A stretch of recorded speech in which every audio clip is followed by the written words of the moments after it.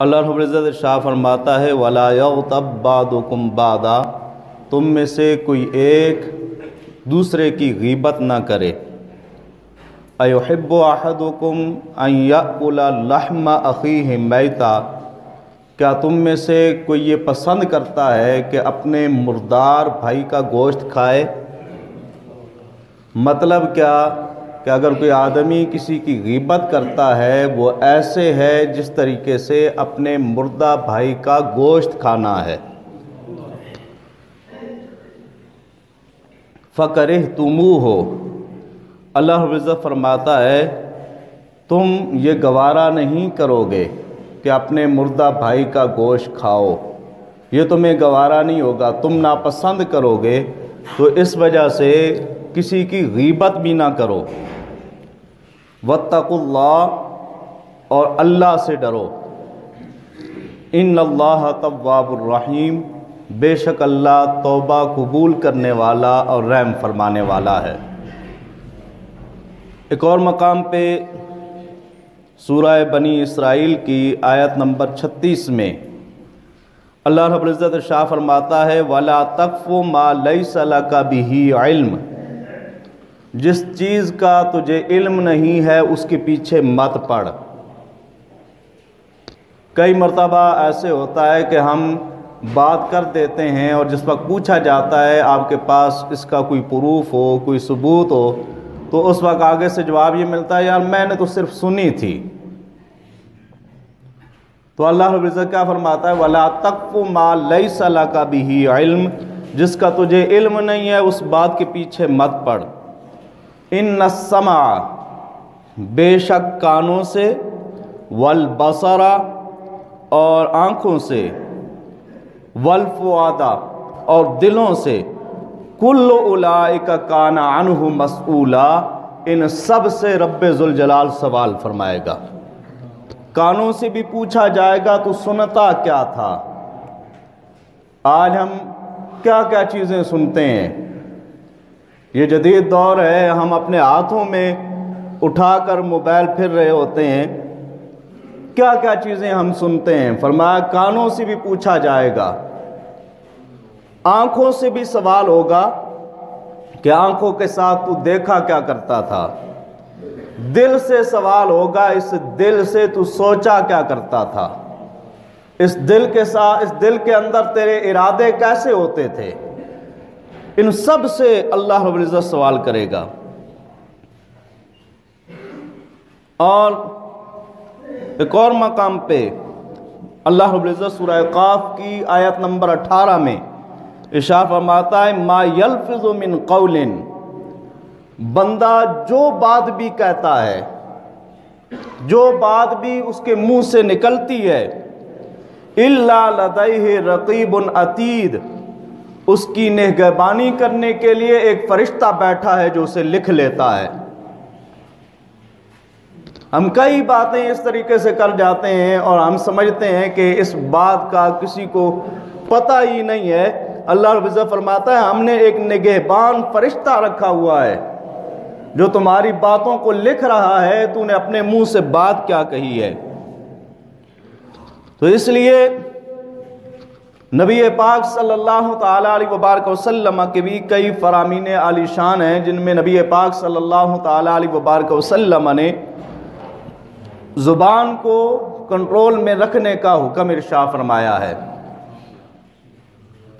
हज़रत अबू हुरैरा रज़ी अल्लाह ताला अन्हु नबी पाक सल्लल्लाहु ताला अलैहि वसल्लम से रिवायत करते हैं, फरमाते नबी पाक सल्लल्लाहु ताला अलैहि वसल्लम ने इरशाद फरमाया मन काना युमिनु बिल्लाहि वल यौमिल आखिर, जो आदमी अल्लाह पर और क़यामत के दिन पर ईमान रखता हो। अगर हम में से किसी से पूछा जाए तो हर एक ये कहेगा कि हाँ हमारा अल्लाह पर ईमान है, लेकिन जिस वक्त अगला जो अमल आ रहा है उस अमल की तरफ अगर देखा जाएगा तो हम में से हर आदमी उस अमल को बजा लाने वाला नहीं है। हमारा जो अल्लाह पर और क़यामत के दिन पर ईमान रखता है फल यकुल खैरा, हुजूर अलैहिस्सलातु वस्सलाम ने फरमाया उसे चाहिए जब बात करे तो अच्छी बात किया करे। औली यसमुत, हमें अगर अच्छी बात नहीं कर सकता तो फिर उसे खामोश रहना चाहिए। क्या मतलब कि उसे बेहुदा बातों में नहीं पड़ना चाहिए, ऐसी बात ना करे जिसके साथ वो गुनाह के अंदर मुब्तला हो जाए। तो अच्छी बात अपनी जुबान से कहें। हज़रत अबू मूसा अशअरी रज़ी अल्लाह तआला अन्हु आप फरमाते हैं, कुल्तु या रसूल अल्लाह सल्लल्लाहु अलैहि वसल्लम अय्युल मुस्लिमीना अफज़लु। हज़रत अबू मूसा अशअरी फरमाते हैं, मैंने अर्ज़ की या रसूल अल्लाह सल्लल्लाहु अलैहि वसल्लम, वो कौन सा मुसलमान है जो सबसे अफजल है। अगर हम अपने आप तक देखें तो हम में से हर आदमी ये समझता है कि मैं सबसे अफजल हूं। हम अपने मद्दे मुकाबिल को हकीर समझते हैं।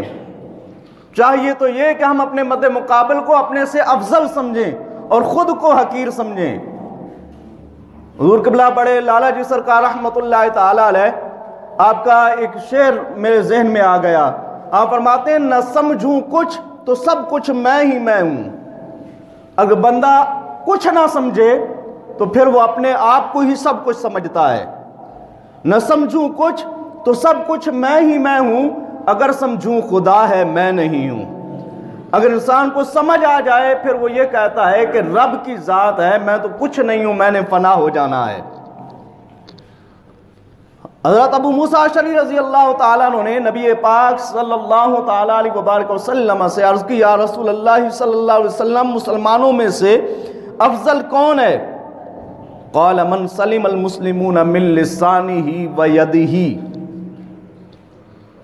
जो किसी गरीब को देखकर अपने हाथ सौंत लेते हों, अपने हाथों में डंडे उठा लेते हों, किसी कमजोर को देखकर अपनी जुबान को दराज करते हों, वो सुन लें।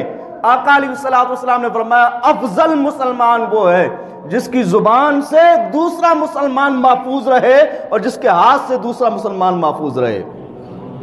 मिन लिसानिही व यदिही, जिसके हाथ और जुबान से दूसरा मुसलमान महफूज रहे।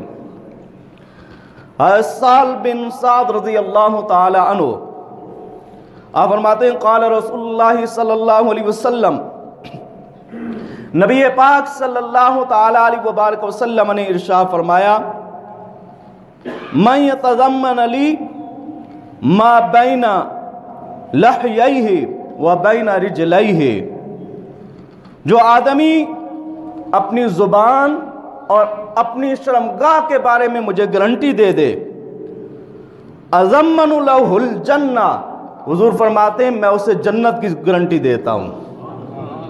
दो चीजों की गारंटी तुम दे दो, नबी पाक सल्लल्लाहु तआला अलैहि वसल्लम फरमाते हैं मैं तुम्हें जन्नत की जमानत देता हूं। हज़रत अबू हुरैरा रज़ी अल्लाह तआला अन्हु आपसे मरवी है, फरमाते हैं अन्नहु समिअ अन्नबिय्य सल्लल्लाहु अलैहि वसल्लम यक़ूल,